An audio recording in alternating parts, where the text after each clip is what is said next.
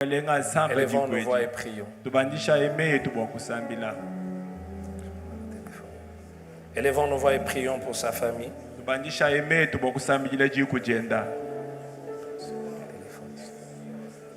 Prions pour sa famille, que la grâce de Dieu se manifeste. Que le Seigneur console cette famille. Que le Seigneur prenne soin de sa famille. Il est celui qui console.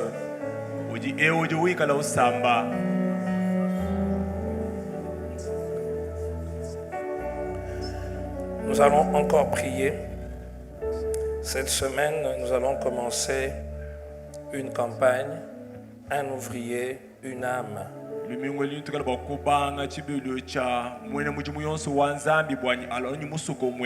Alors vous savez, non pas qu'il amène, qu'il gagne une âme. Alors vous savez, il y a des personnes depuis qu'ils se sont convertis, ils n'ont jamais expérimenté la joie d'avoir amené quelqu'un à Christ. Notre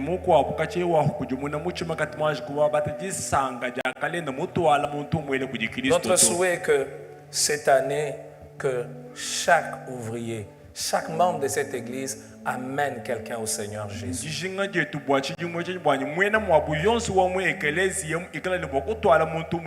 Pas seulement parce que l'église le recommande, mais parce que c'est ce que le Seigneur veut. C'est ce que le Seigneur attend de chacun d'eux. Il y en a peut-être qui se sont convertis, ça fait longtemps, et la dernière fois qu'ils ont conduit quelqu'un vers le Seigneur, ça date d'il y a 5 ans, d'il y a 2 ans.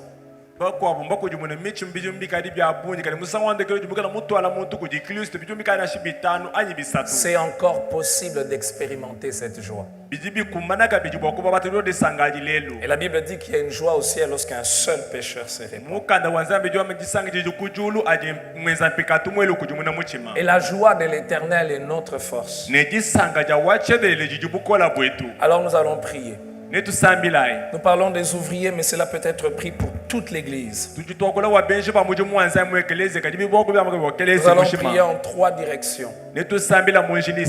Premièrement, nous allons demander à Dieu qu'aucun homme ne résiste à la parole de Dieu pendant cette campagne. J'aime ce merveilleux texte de la Bible qui dit « Aucune terre nous a été difficile ».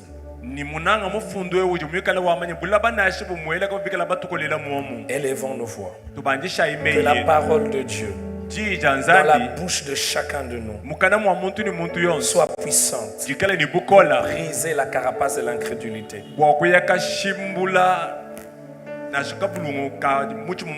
Élevons nos voix et prions au nom de Jésus.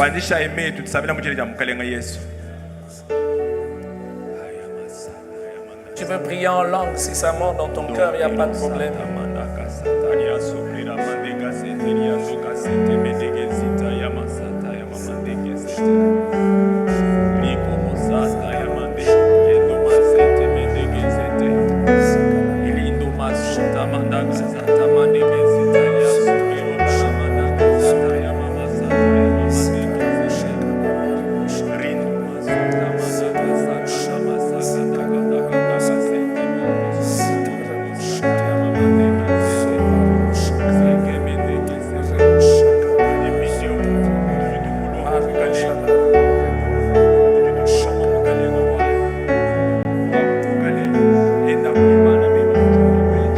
Bien-aimés, nous allons prier. Nous allons demander à Dieu que notre église soit un lieu où les gens viennent et font une véritable rencontre avec le Seigneur. Nous allons dire, Seigneur, que des solutions véritables aux problèmes des hommes soient visibles.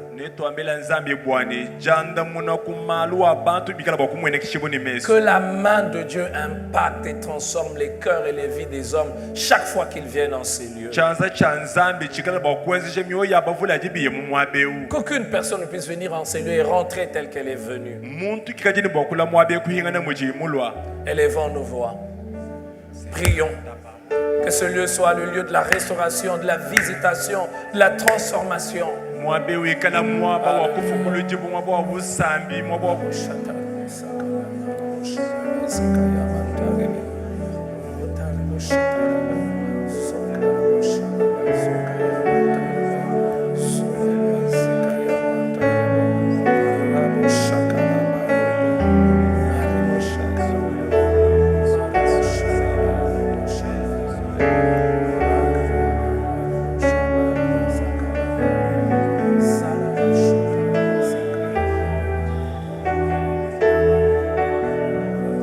Enfin, nous allons prier. Le 18, nous allons commencer notre semaine d'édification. Le 18 et le thème est les fondements de notre victoire. Nous allons demander à Dieu qu'au travers de ce séminaire, que Dieu puisse ôter le voile de l'ignorance. Non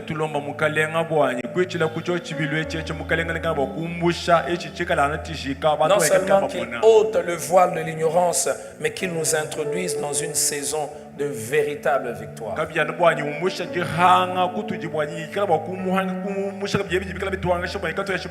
Élevons nos voix, prions que la grâce du Seigneur, que la puissance du Seigneur se manifeste, que le voile de l'ignorance soit ôté et que nous soyons dans une véritable saison de victoire. Élevons nos voix et demandons cela à Dieu. Gloire au Seigneur.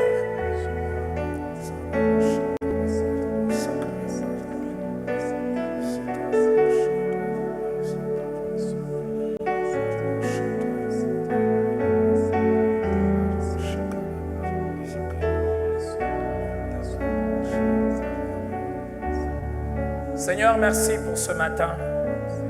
Merci pour ce dimanche.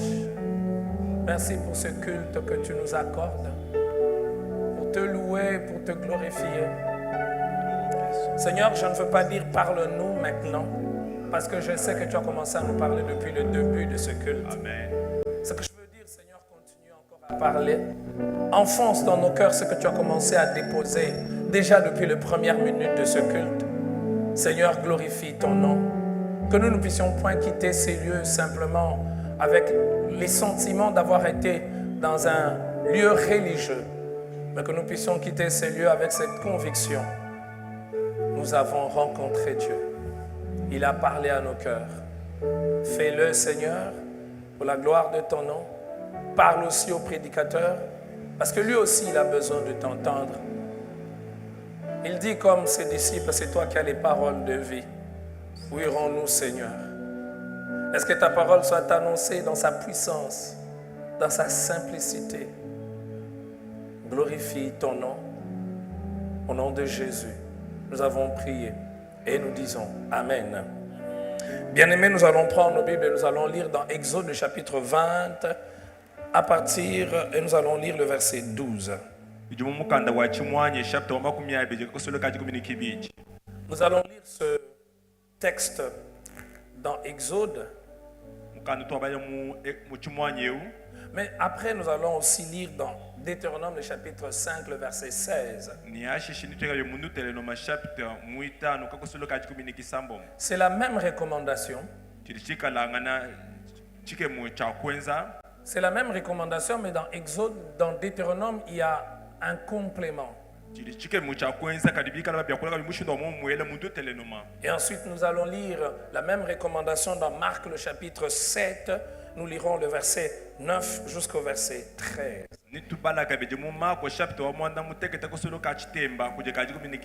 Alors, vous comprenez que les deux textes, c'est dans l'Ancien Testament et dans le Nouveau Testament, le dernier texte que je nous propose.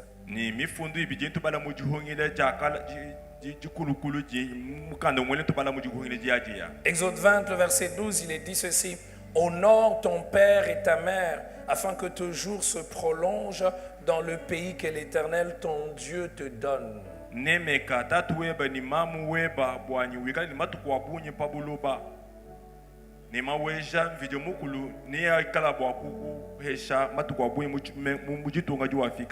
Deutéronome, le chapitre 5, le verset 16. Vous savez que Deutéronome, c'est la répétition de la loi. Ici, il est dit ceci.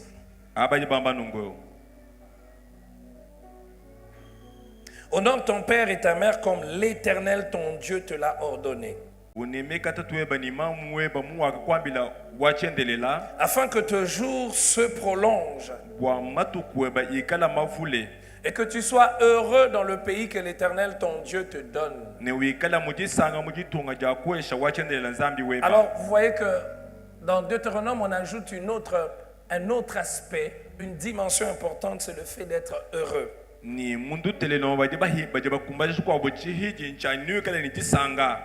Dans Exode 20, le verset 12, on ne parle que de la longévité.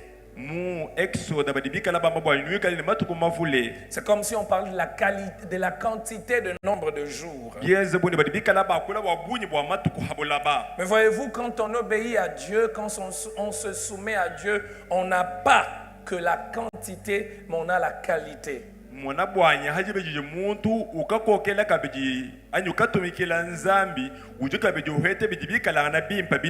c'est important que nous puissions le savoir. En Dieu, la quantité et la qualité marchent de pair.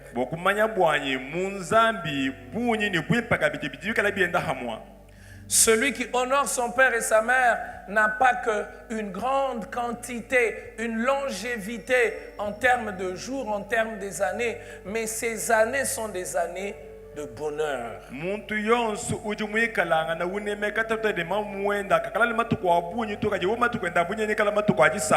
Marc le chapitre 7, le verset 9 au verset 13. Alors là, Jésus s'adresse aux pharisiens qui ont transformé la loi de Dieu par la tradition.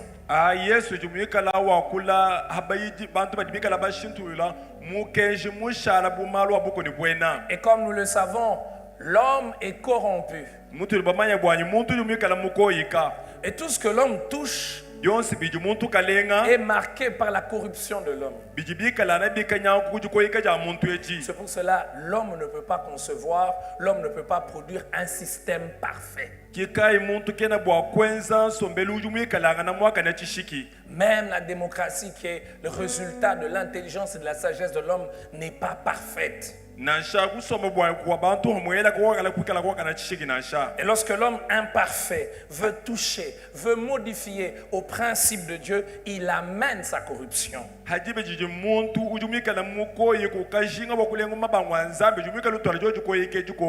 Et Jésus en parle dans cette section que j'aimerais que nous puissions lire dans Marc le chapitre 7, le verset 9 au verset 13.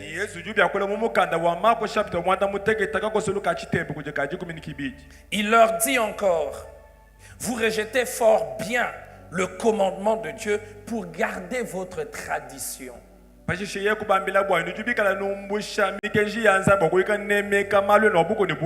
Car Moïse a dit: honore ton père et ta mère. Et celui qui maudira son père ou sa mère sera puni de mort. Mais vous, vous dites: si un homme dit à son père ou à sa mère, ce dont j'aurais pu t'assister est corban, c'est-à-dire offrande à Dieu, vous ne le laissez plus rien faire pour son père et pour sa mère.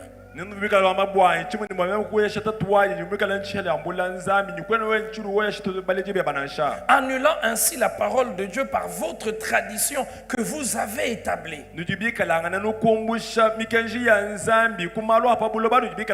vous faites beaucoup d'autres choses semblables. Vous savez, quand je relis ce passage, j'ai l'impression d'entendre le prédicateur moderne sur le combat spirituel.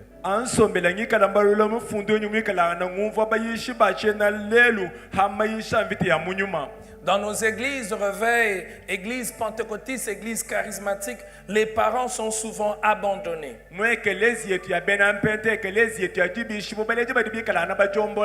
Au nom de la sorcellerie, au nom de la magie, au nom de je ne sais quoi, plusieurs ont tourné le dos à leurs parents.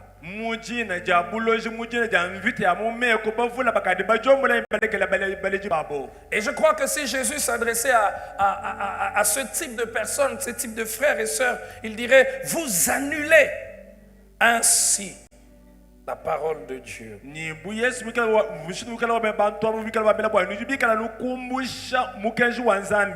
Et ce texte est un rappel pour nous, pour ceux qui disent, mais voilà, ça c'était dans la loi de Moïse. Mais Jésus rappelle cela.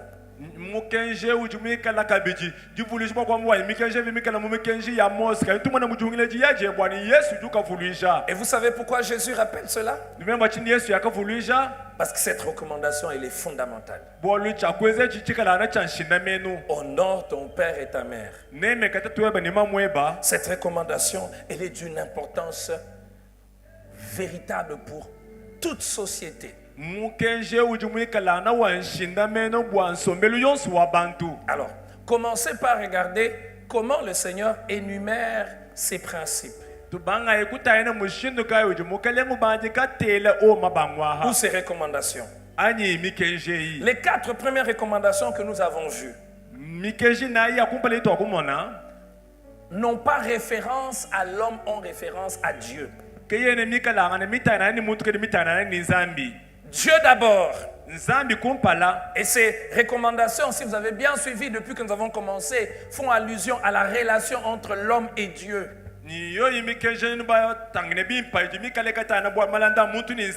ne doit pas voir d'autres dieux devant lui. On ne doit pas se faire des représentations ou des images taillées que l'on doit adorer. Dieu doit avoir sa place. Oui, nous devons travailler, mais nous ne devons pas travailler en sacrifiant notre relation avec lui. Dieu doit être le premier. Après cette série de recommandations, après avoir parlé de ce qui doit caractériser la relation entre l'homme et lui, Dieu parle ou recommande à l'homme d'honorer son père et sa mère. Ce n'est qu'après.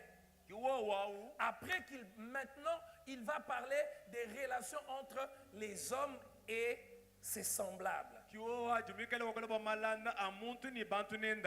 Et là, il va parler, tu ne tueras point. Tu ne commettras point d'adultère. Tu ne drogueras point. Tu ne porteras point de faux témoignages. Tu ne convoiteras point. Donc, cette recommandation, honore ton père et ta mère, est comme une charnière entre tout ce qui a été dit sur Dieu et tout ce qui va être dit sur les hommes entre eux.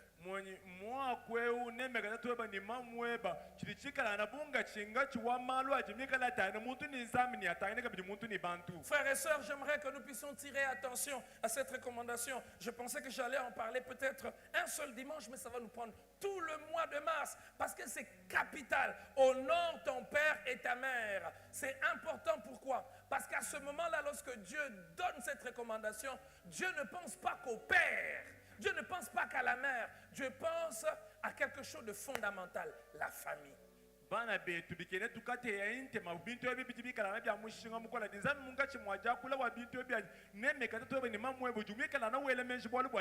Cette recommandation de Dieu, cette loi de Dieu a pour but, a pour objectif de protéger la famille. La famille, frères et sœurs, les hommes l'ont dit, c'est la cellule de base de la société. Une famille malade engendre une nation, une société malade. La famille, c'est le lieu par excellence où les valeurs, où les qualités doivent être forgées dans le cœur.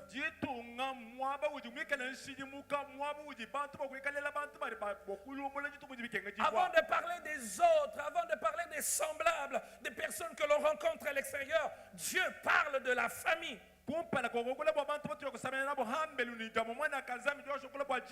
Frères et sœurs, Dieu aime la famille. C'est Dieu qui a voulu que la famille puisse exister. Dieu protège la famille.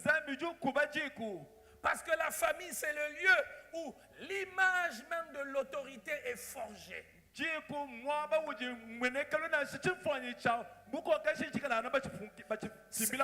dans la famille que l'on apprend à faire face à l'autorité. C'est dans la famille que l'on apprend, je ne dis pas à faire face, mais comment traiter, comment collaborer avec ceux qui ont une position d'autorité.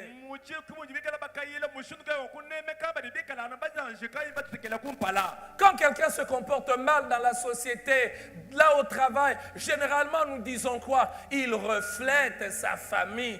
Ça veut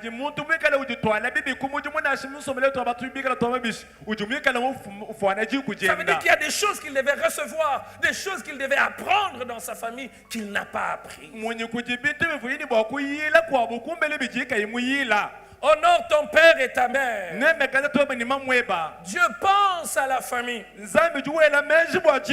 Premièrement. Mais deuxièmement, au travers de cette loi, au travers de cette recommandation, Dieu pense à un principe important qui régit toute la société. C'est le principe de l'autorité.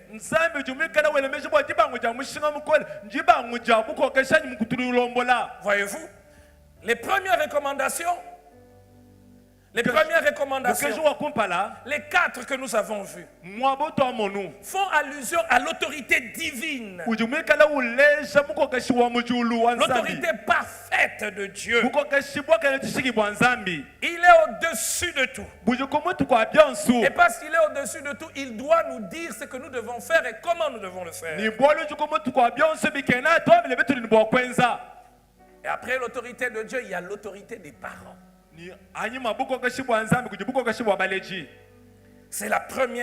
C'est les premières autorités que nous rencontrons dans la vie. Avant que vous soyez conscient qu'il y a un président qui dirige le pays dans lequel vous êtes, avant que vous soyez conscient qu'il y a un gouverneur, qu'il y a un chef ou un DG quelque part, quand vous naissez, vous découvrez qu'il y a un homme et une femme et ils ont le droit de décider ce que vous mangez, là où vous habitez, là où vous allez étudier.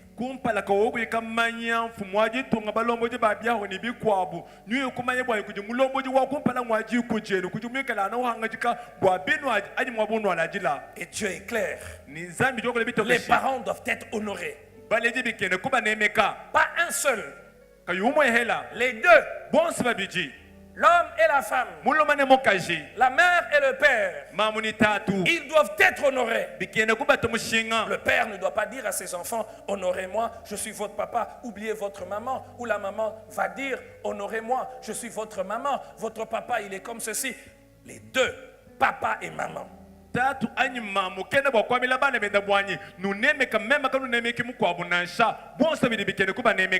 Voyez-vous, les parents ne sont pas plus importants que Dieu. Comme certains, par une mauvaise compréhension des Écritures, disent les parents sont nos dieux sur la terre. Faux, la Bible n'enseigne pas ça. Parce que Dieu ne se trompe pas. Mais nos parents peuvent se tromper. Dieu est parfait.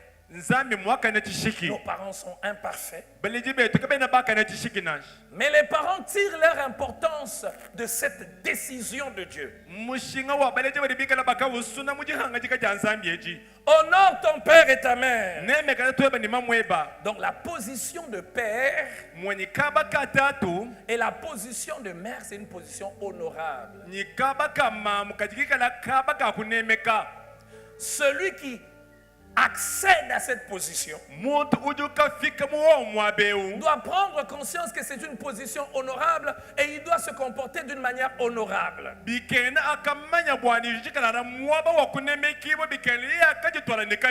Cette recommandation est comme les hommes le diraient, un couteau à double tranchant. Cette recommandation ne s'adresse pas qu'aux enfants, mais elle rappelle aussi à ceux qui sont parents le statut particulier que Dieu leur accorde. Le 8 septembre 2017, quelque chose d'unique s'est passé dans ma vie. Je suis devenu papa pour la première fois.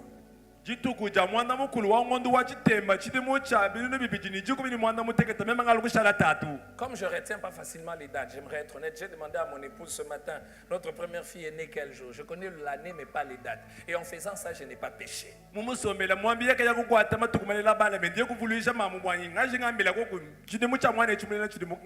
Je me rappelle comme si c'était hier ce jour. J'étais là dans les allées de l'hôpital. J'entendais ma femme crier. Ma mère était là et mon père était là. Et ils l'entendaient tous crier. Et je peux me rappeler quand mon père ne l'entendait pas crier, il demandait à ma mère, Sophie, va regarder, qu'est-ce qui ne va pas? Pourquoi elle ne crie plus?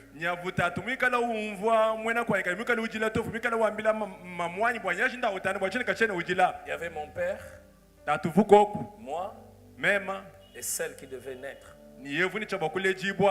Parce que mon père ne cesse pas d'être mon père parce que je suis devenu père.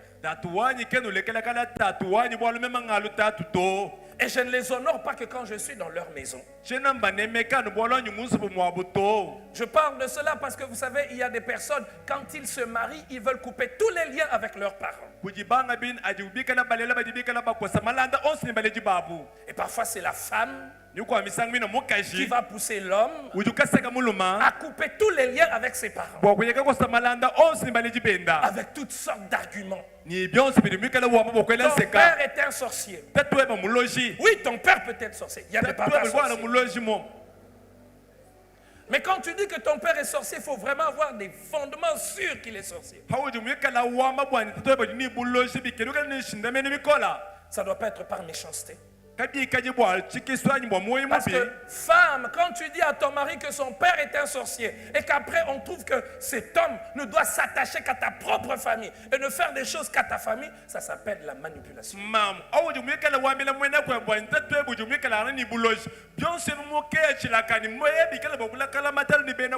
Ce matin j'y pensais et j'ai repensé encore. C'est important de dire que la relation entre père et fils, elle est une relation qui ne peut être comparée entre la relation homme et femme. Chaque relation est unique parce qu'il y a des choses que seul un père fera pour toi, que même ta femme ne fera pas. Dimanche prochain, je vais nous parler sur des choses que seuls vos parents feront pour vous, même que vos épouses ne feront pas pour vous.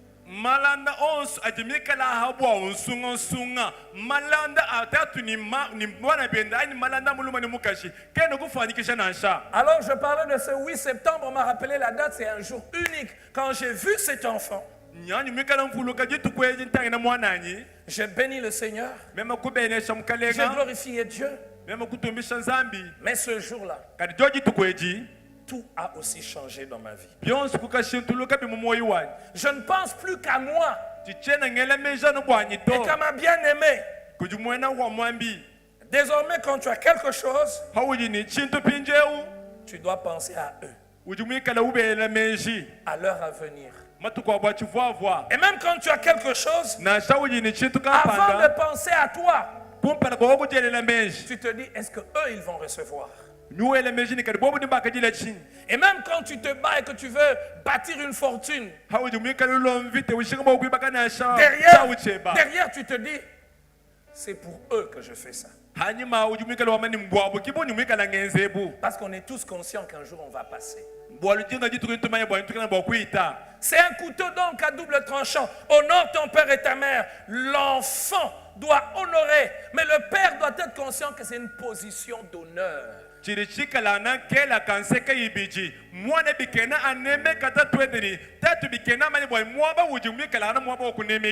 le père et la mère doivent se comporter d'une manière honorable. Être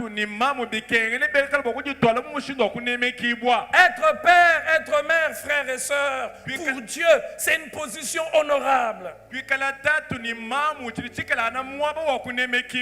ne doit pas demander de l'honneur quand soi-même on ne se comporte pas d'une manière honorable.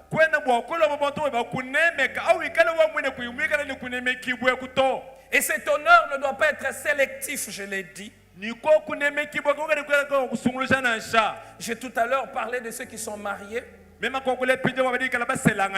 n'y a pas que les femmes qui poussent les hommes à se séparer de leur père, mais il y a aussi des hommes qui poussent leurs femmes à se séparer de leur père aussi.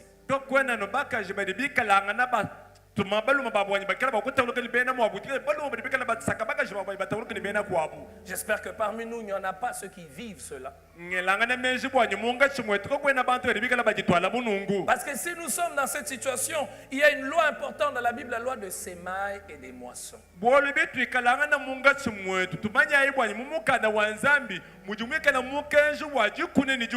Chaque fois que vous voulez faire pleurer votre père, votre mère, ou la mère ou le père de votre mari ou de votre femme, rappelez-vous que vous avez des enfants et que vous allez vous retrouver aussi plus tard dans la même situation. Voulez-vous vraiment être traité de cette manière-là?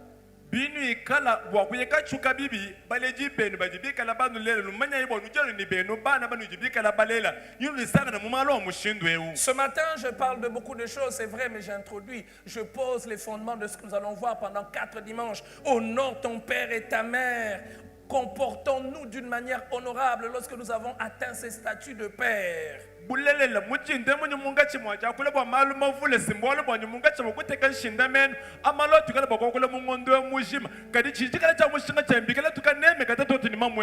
on parle de ces principes, on a l'impression, lorsqu'on le lit d'une manière superficielle, que l'on s'adresse d'abord aux enfants. Eh bien non, on s'adresse d'abord au père et cela protège la famille. Le père, la mère doivent se comporter d'une manière honorable. À qui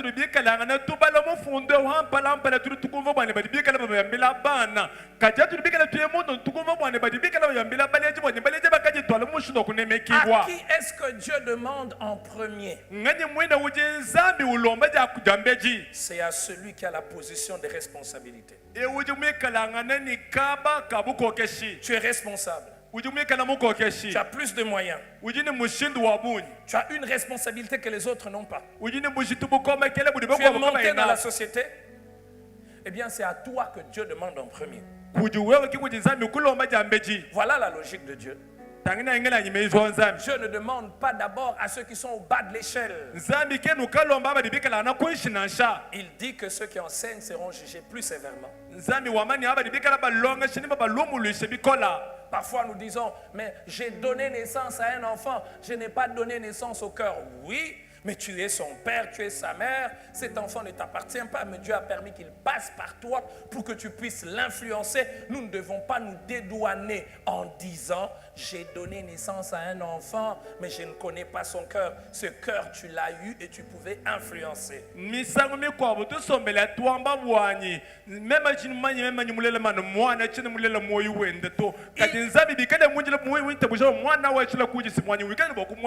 a donc des responsabilités. Et la Bible dit, instruis l'enfant dès son jeune âge. Frères et sœurs, permettez-moi de vous citer 4 attitudes honorables que tout parent doit avoir.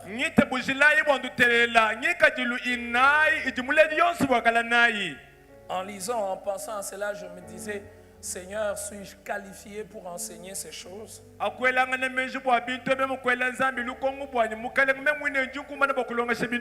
Alors que pour moi-même, le chemin, il est encore long. Ils sont encore tout petits. Suis-je qualifié pour dire aux autres comment les choses doivent être? Mais c'est la parole de Dieu. Elle s'applique à moi. Elle s'applique à tout le monde. Le père qui se comporte d'une manière honorable doit instruire ses enfants.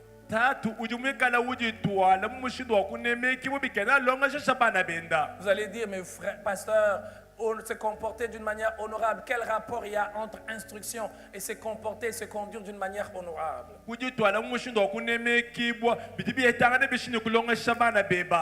Justement parce que l'instruction n'est pas que verbale. On n'instruit pas seulement par ce que l'on dit. D'ailleurs, les enfants retiennent plus ce qu'ils ont vu que ce qu'ils ont entendu. Ces images restent gravées dans les têtes, dans les pensées. Les images qui se forgent dans la maison familiale, ça reste gravé.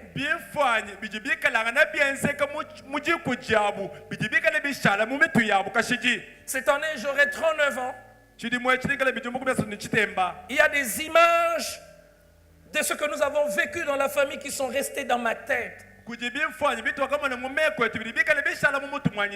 À telle enseigne qu'en pensant à ce message, je me pose la question, quel genre d'images vont rester gravées dans la tête de mes enfants quand ils quitteront chez moi?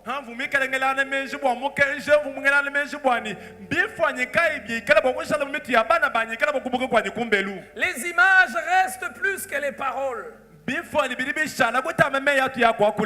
Elle reste plus que les paroles.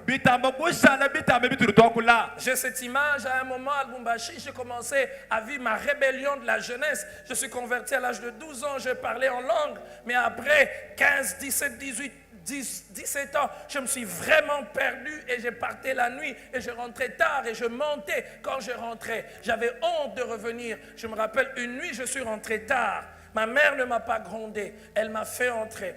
Elle m'a agenouillé. Elle pouvait me gronder, elle pouvait me taper, elle pouvait parler. Mais elle m'a dit, entre dans la maison, agenouille-toi. Elle a pleuré. Cette image-là, je ne la ferai jamais quitter dans ma tête. Je suis le résultat des prières de ma mère. Je le sais. Elle a l'habitude de dire que quand elle était enceinte, il n'y avait pas de moyens. Elle a jeûné quand j'étais dans son ventre. njini chifanye chi chanchi bumika langana nsonga luma chitenda hanga kujumuna hanga kujumuna muchima kwita busha mukalageza michimuchi komeni bibiji muchikondo kampani me kubanga jinga na mamalo mwishi mwaji bemu umfulo kabwani mamwani chikwa buchu kumembinga kumbelo dilolu yeye kumbwesha munzubu kunsamijila ni chochi fanye cho tukushala mutu mwanye tonyi lelu chena bokuchwa moito. Je ne sais pas qu'est-ce qu'il en est de vous, mais je sais pour notre famille, mes frères et mes sœurs, nous sommes les résultats des prières de notre mère.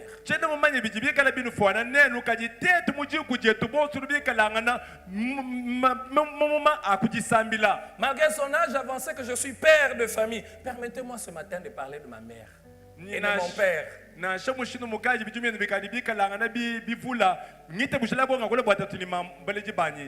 Malgré que je suis âgé, j'ai 39 ans.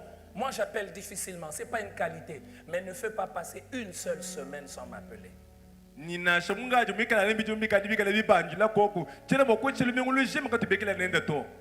Chaque fois que je veux voyager, je vais vers elle.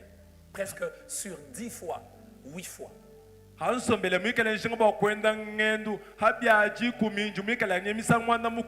Elle prie pour moi. Cette semaine, elle me dit, j'ai prié pour l'église. Voilà ce que j'ai vu. J'ai prié, j'ai prié.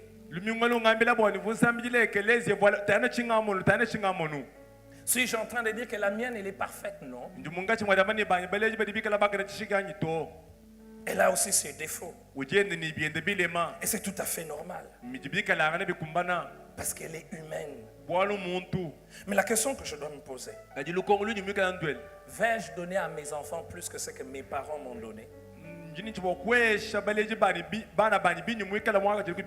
père, être mère, c'est une position honorable. Et on n'instruit pas seulement par les paroles, on instruit par les attitudes.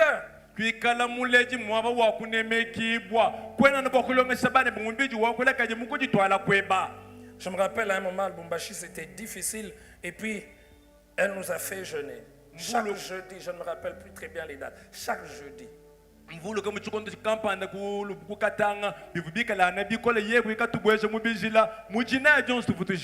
avons appris, mes frères et ma soeur, la valeur du jeûne, que quand c'est compliqué, vous pouvez jeûner, vous pouvez parler à Dieu. Il peut arriver qu'à un moment qu'on se perde, mais ce qui a été sémé dans le cœur, dans le foyer familial, disparaît difficilement. Au-delà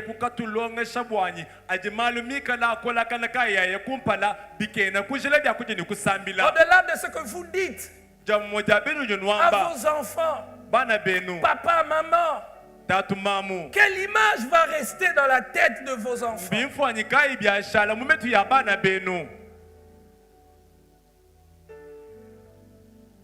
Mon père fut un politicien.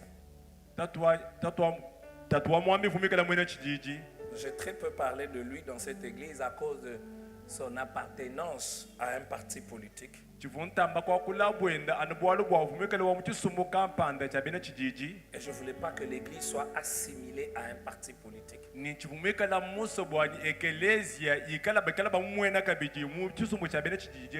À tel point que même quand il avait postulé, je n'ai pas parlé de lui ici. Frère, comment vous prêcherais-je avec autant d'éloquence et de facilité si je n'avais pas eu le Père que j'ai eu?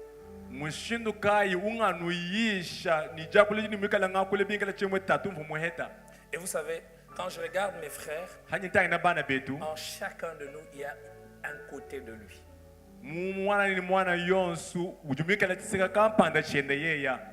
En chacun de nous. Vous savez, parfois on condamne ses propres parents. À un moment, quand on commence à grandir, ah, mon père, il est comme ça. Mais plus on grandit, plus on se rend compte, là, je ressemble à mon père. Là, je fais comme mon père. Vous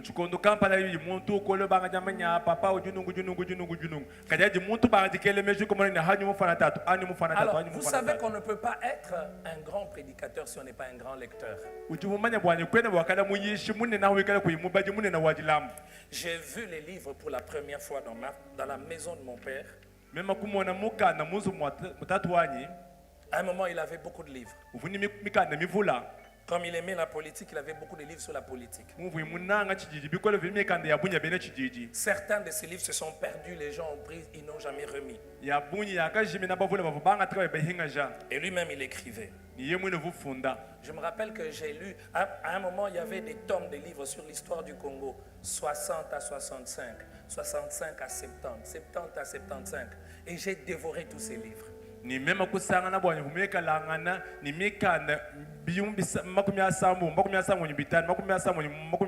tel enseigne que certains de ma génération ne connaissent pas Cyril Adoula, qui il était. Moi je sais. Certains de ma génération ne connaissent pas l'histoire de la sécession katangaise. Pourquoi il y a eu la sécession katangaise? Pourquoi la sécession katangaise n'a pas marché? Je le sais. Si on entend parler de Jason Sendou, il y a des gens qui ne savent pas, qui connaissent que le nom de l'hôpital. Mais moi je sais. Certains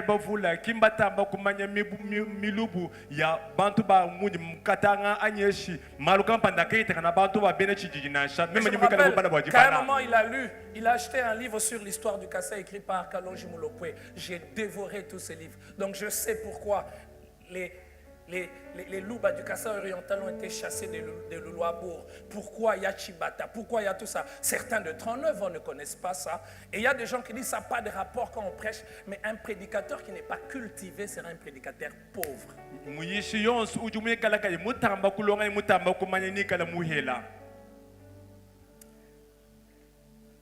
Le temps me manquerait de vous citer tous les livres que j'ai lus par lui. À un moment, quand on était au Katanga, il a acheté tous les livres écrits par un homme qui s'appelle Passou Lundula. Et j'ai lu tous ces livres qu'il a achetés.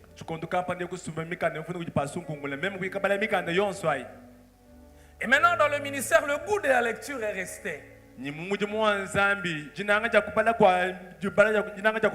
Parce que lire, c'est comme manger. Celui qui ne mange pas ne sera pas en bonne santé. Celui qui ne lit pas, il sera pauvre. Celui qui ne lit pas sera dirigé. Celui qui ne lit pas sera complexé. Je ne suis pas un pasteur complexé. Même pas par un politicien. J'ai grandi dans la maison d'un politicien. Et je sais quelle attitude il faut avoir vis-à-vis de politiciens. C'est pour cela, même s'il y en a un qui vient ici à l'église, je le regarde, je lui prêche, je ne tremble pas devant sa position.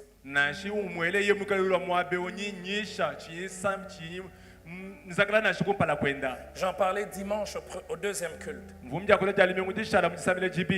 Premier graduat, deuxième graduat, l'appel au ministère, il est fort. Et j'étais tout le temps à l'église. Et en deuxième graduat, j'ai échoué. Je vais même dire bêtement. Je n'avais que 2 cours à la première session.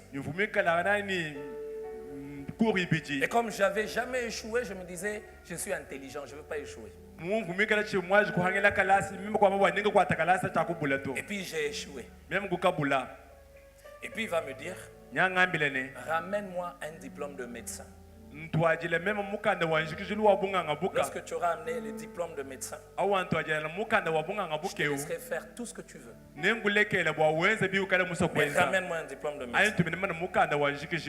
Je lui ai amené le diplôme de médecin. Et il a tenu sa parole, il m'a laissé devenir pasteur. D'ailleurs, pour que je reste dans cette église, c'est lui. J'étais en 3e graduat, en 3e doctorat médecine. Et la vérité, c'est que je refusais de venir ici. J'ai dit, je veux terminer mes études, j'ai mes autres projets. Les parents sont des références. Ils sont comme des boussoles pour nos vies. Celui qui m'a dit, ramène-moi le diplôme de médecin, puis je vais te laisser faire tout ce que tu veux. C'est celui qui va me dire, va t'occuper de cette église. Et dans mon cœur, je disais, non, mon pasteur exagère. Je me rappelle une discussion que l'on a eue. Je pleurais même, je dis non, me fais souffrir.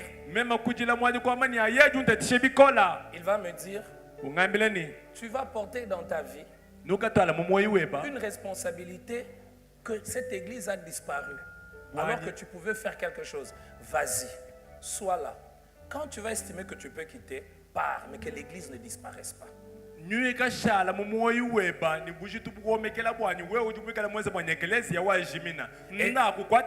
Était-il aussi parfait? Non, il n'était pas parfait. C'était un homme ayant des imperfections. Mais dans ses qualités, il a forgé ce que je suis en train de devenir. Peux-tu dire aussi autant de tes parents? Ou tout ce que tu as sur tes pères est négatif. Chers frères et sœurs, instruisons nos enfants par qui nous sommes. Pas d'abord parce que nous leur disons que de fois les enfants sont choqués. Que de fois en tant qu'enfants nous sommes choqués de voir papa insulter maman. Ou maman insulter papa. Frère, si vous le faites, vous allez avoir des comptes à rendre à Dieu. Comment tu peux dire à tes enfants que votre maman est bête? Mais tu viens à l'église. Je vous en prie, ne baissez pas vos têtes. Redressez vos têtes. Regardons-nous dans les yeux. Parce qu'au nom de la culture, des choses terribles entrent dans le cœur des enfants. Combien des enfants ne savent pas, des garçons ne savent pas traiter leurs femmes parce que tout ce qu'ils ont vu à la maison, c'est les injures. Un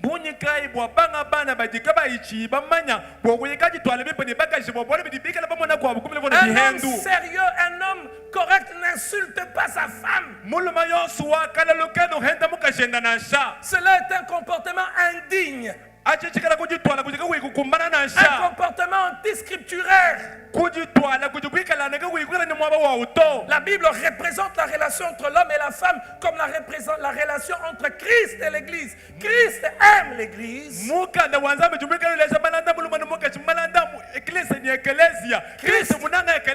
Christ est fort. Christ peut tout. Mais l'Église, elle est faible. Elle est imparfaite. Et il se sacrifie pour l'Église. Oui, ta femme n'est pas parfaite. Parfois, elle est lente à comprendre. Mais est-ce qu'il faut l'insulter? Tu n'es pas intelligente. Est-ce que toi, tu es intelligent? À l'université, tu réussissais toujours. Mais vous voyez, dans le cœur de l'homme, il y a la rébellion depuis le péché. Et on se rebelle à toutes les lois et tous les principes de Dieu. Il y en a encore qui non seulement insultent, mais ils tapent. Il tape la femme devant les enfants. Et il vient à l'église. Et il prie. Non! Un homme qui tape sa femme ne glorifie pas Dieu. Et les enfants vont voir leur mère de 30, 40 ans en train de pleurer. Pourquoi? Papa m'a tapé. Et pourquoi même tu l'as tapé? Parce qu'elle a découvert que dans ton téléphone il y a des conversations inappropriées avec une autre femme. Et tu la tapes. Tu dois avoir honte. Tu la tapes. Elle pleure. Et c'est ça être chef. Celui qui tape sa femme est faible. Ça veut dire qu'il ne peut pas diriger. Parce que dans le leadership, dans la manière de diriger, il y a plusieurs niveaux de leadership. Il y a ceux qui dirigent parce qu'ils ont le poste. C'est le niveau le plus bas. On vous obéit parce que vous avez un titre. Si vous êtes un vrai dirigeant, on ne va pas vous diriger parce que vous avez on va pas vous obéir parce que vous avez les titres. On doit vous obéir à cause de qui vous êtes, ce que vous représentez. À ce moment-là, vous n'avez même pas besoin de gronder, de crier. La personne croit dans les valeurs que vous représentez. La personne voit ce que vous avez fait pour elle, ce que vous lui avez apporté. Elle vous obéit librement. Tu n'as pas besoin de rappeler, je suis ton chef, je suis ton mari. Comporte-toi comme un chef, comporte-toi comme un mari et elle va t'obéir.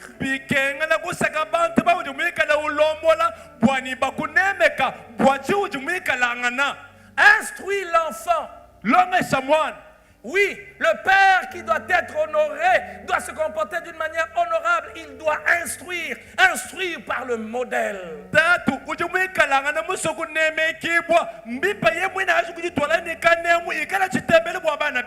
Combien parfois les enfants ont les deux coups?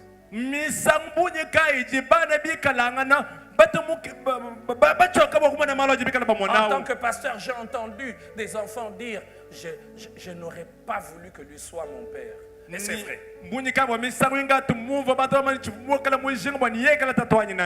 Infidélité. Des hommes infidèles. Les enfants connaissent les copines des papas. Les enfants savent que papa trompe maman avec les filles du quartier de leur âge.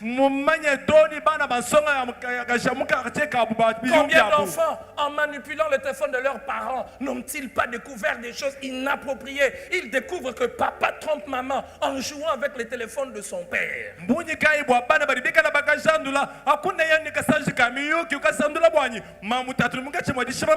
Celui qui veut être papa ou maman doit être prêt d'assumer les responsabilités que Dieu lui a données.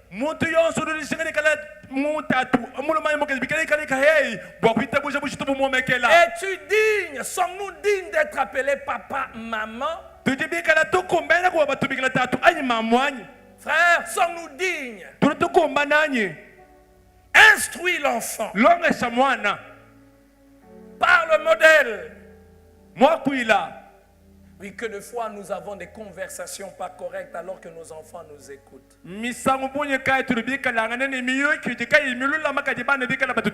Et nos enfants savent qu'on n'est pas vrai, on a deux faces. On n'est pas cohérent. La personne qui vient d'entrer dans la maison, on l'a rigolé, on a parlé avec lui. Mais dès qu'il sort, les enfants sont là. Ils ont vu comment on a rigolé avec cette personne. Et puis ils voient, ils entendent comment on critique cette personne.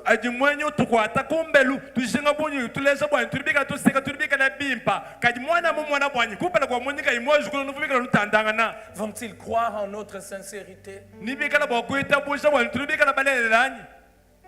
Les enfants savent que papa vole. C'est pour cela que je vous en prie, ne volons pas. Celui qui vole, que ce soit en allant attaquer quelqu'un, que ce soit par le papier, il est indigne.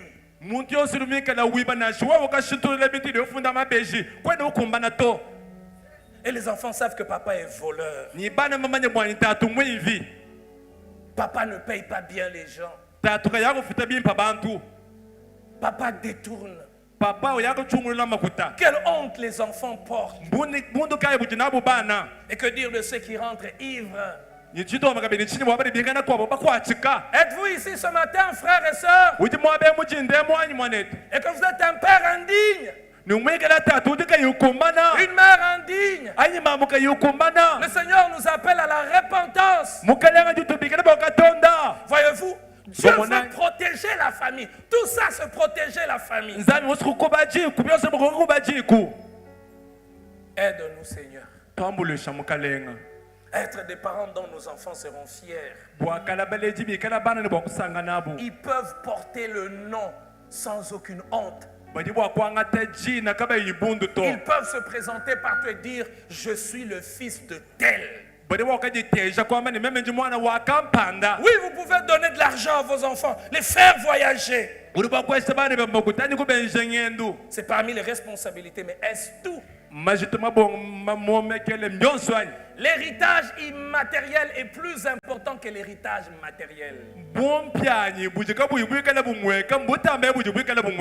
Cette semaine, j'étais en train de lire un livre et l'auteur était en train de dire qu'est-ce qui fait que certaines sociétés peuvent rester 400 ans, ça reste stable et fort. Mais il y a certains endroits, quelqu'un qui était très fort arrive, dès qu'il disparaît, tout s'ébranle. Il expliquait que le vrai problème, c'est parce qu'on ne communique pas les convictions. Une société s'est bâtie avec les convictions, une famille s'est bâtie avec les convictions, les valeurs se transmettent avec les convictions. Il y a des convictions que l'on a acquis dans la maison, on ne volera pas. Quand vous avez acquis ça chez vous à la maison, même vos enfants, notre papa nous a appris qu'on ne prend pas ce qui ne nous appartient pas. L'enfant gardera ça. Quelle conviction allons-nous transmettre à nos enfants?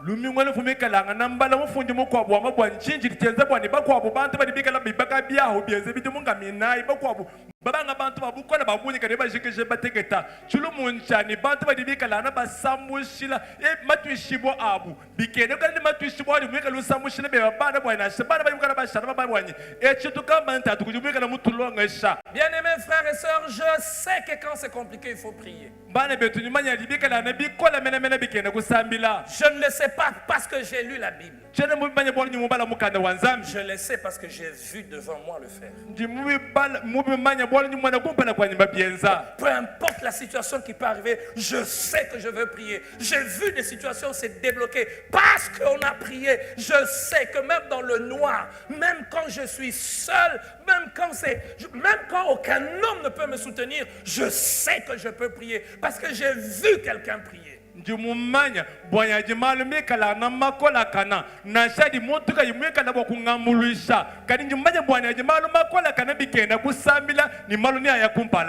genre d'instruction nous donnons à nos enfants?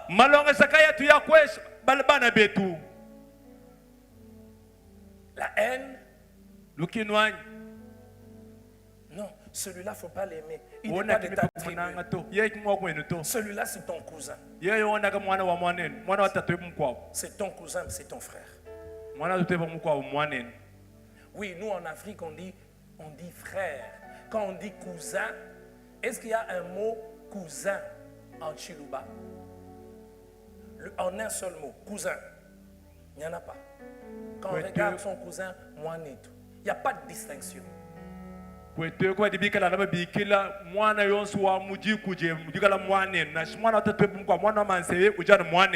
Je me rappelle qu'après les refoulements, chez nous, on était à plus de 40. Je ne me rappelle pas un seul instant où on a vécu chez nous seulement papa, maman et nous. Un point. Et j'ai appris à vivre avec les autres.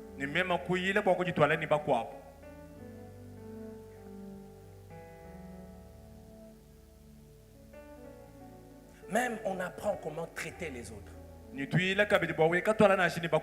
C'est pas parce que quelqu'un habite chez vous qu'il est inférieur. C'est pas parce que tu donnes à manger à quelqu'un que tu dois le traiter comme un chat. C'est pas parce que tu habilles quelqu'un. Il y a des gens, dès qu'il habille quelqu'un, les enfants insultent, la maman insulte, les papas insultent.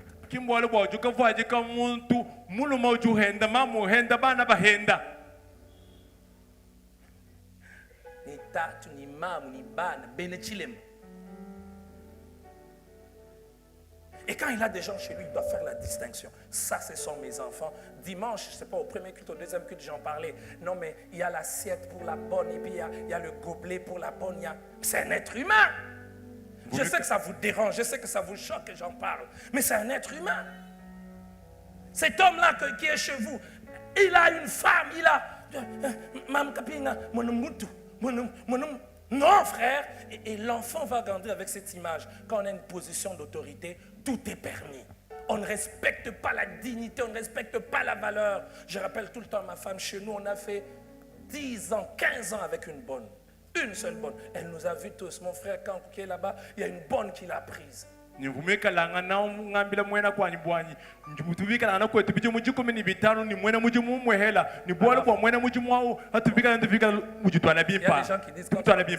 on ça parce que tu es fâché, non, mais c'est les vérités, frère.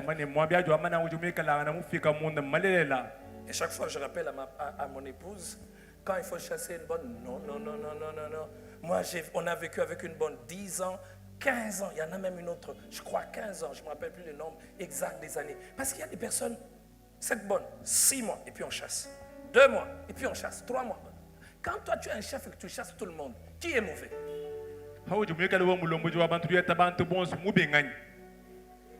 Non, mais franchement, quand tu es un chef et que tu chasses tout le monde, qui est mauvais? Voyez-vous, même la conception que l'on a du chef et de l'autorité, ça commence dans la maison. Ça commence à la maison. La bonne là, la maman qui vous aide, comment vous la traitez? Tu la regardes, elle balaye pour toi, et puis tu tapes. Et puis tu laisses ton enfant parler. Et maman, j'ai dit à mes enfants, ils ne travaillent pas pour vous, ils travaillent pour moi. Ce n'est pas vous qui les payez, c'est moi qui les paye.